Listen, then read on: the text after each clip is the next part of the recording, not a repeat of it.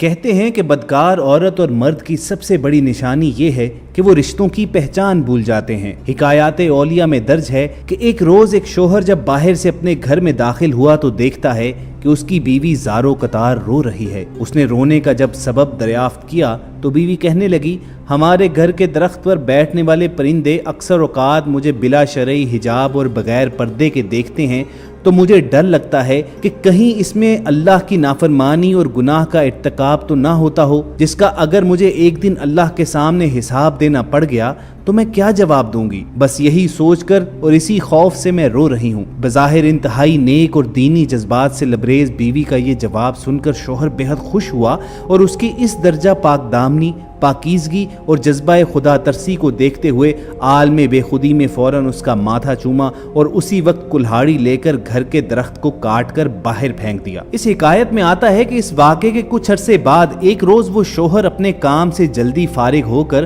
اپنے نارمل وقت سے کچھ پہلے ہی گھر آ گیا تو کیا دیکھتا ہے کہ اس کی وہی پارسا بیوی اپنے عاشق کی باہوں میں لپٹی ہوئی سو رہی ہے۔ یہ ناقابل یقین دلخراش منظر دیکھ کر اس نے مزید کچھ نہیں کیا، بس گھر سے اپنی بعض ضروریات کا سامان لیا اور اپنا گھر اور بستی چھوڑ کر نکل پڑا اور چلتے چلتے ایک دوسرے شہر تک پہنچ گیا جو بادشاہ وقت کا اپنا شہر تھا۔ وہاں پہنچا تو دیکھا کہ امیر شہر کے محل کے ارد گرد کافی لوگ جمع ہیں۔ یہ منظر دیکھ کر جب اس نے اس بھیڑ کا سبب پوچھا تو لوگوں نے بتایا کہ بادشاہ سلامت کا خزانہ چوری ہو گیا ہے۔ اسی دوران اس بھیڑ سے ایک ایسے شخص کا گزر ہوا جو پورے پاؤں کی بجائے صرف اپنی انگلیوں کے اطراف کے بل بہت سنبھل کر اور بچا کر انتہائی احتیاط سے چل رہا تھا۔ اس آدمی نے جب اس شخص کے بارے میں دریافت کیا کہ یہ صاحب کون ہے تو لوگوں نے بتایا کہ یہ اس شہر کے دینی مذہبی پیشوا اور شیخ صاحب ہیں جو اپنی انگلیوں کے بل محض اس لیے چلتے ہیں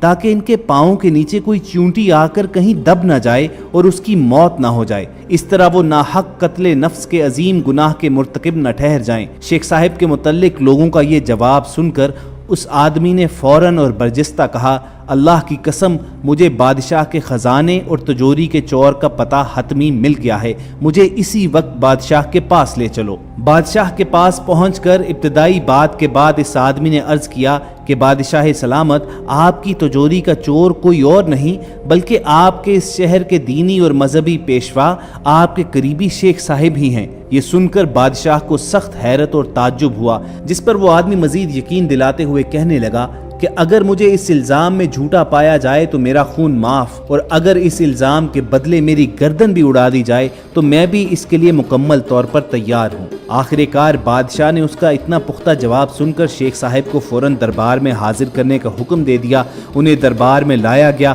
پوچھ تاچھ اور تحقیق کے بعد آخر کار شیخ صاحب نے اپنا جرم قبول کر لیا۔ اس مذہبی پیشوا کے اقرار جرم کے بعد بادشاہ اس شخص سے کہنے لگا، تم یہ بتاؤ کہ آخر تم کو کیسے پتہ چلا کہ چور یہی شخص ہے، جبکہ وہ اپنی ظاہری شکل و صورت اور وضاقتہ سے انتہائی نیک، صالح اور پارسا دکھتا ہے؟ بادشاہ کے اس سوال کا جو قیمتی جواب اس آدمی نے اپنے سابقہ تجربات کی روشنی میں دیا وہ یہ تھا کہ جب بھی اظہار پارسائی میں مبالغہ آرائی ہو رہی ہو اور جہاں بھی نیکی اور فضائل کے بیان میں حد سے زیادہ دکھاوا نظر آئے تو آپ فوراً جان لیں کہ وہاں ضرور کسی بڑے جرم اور گناہ کو چھپانے کی کوشش ہو رہی ہے۔ دوستو، سچ یہی ہے کہ لباس پارسائی سے شرافت نہیں آ سکتی، شرافت نفس میں ہوگی تو انسان پارسا ہوگا۔ اللہ رب العزت ہم سب کو ظاہر کے ساتھ ساتھ اپنے باطن کو بھی سنوارنے کی نیک توفیق، ہمیشہ سچی پارسائی اور حقیقی تقوی نصیب فرمائے، آمین۔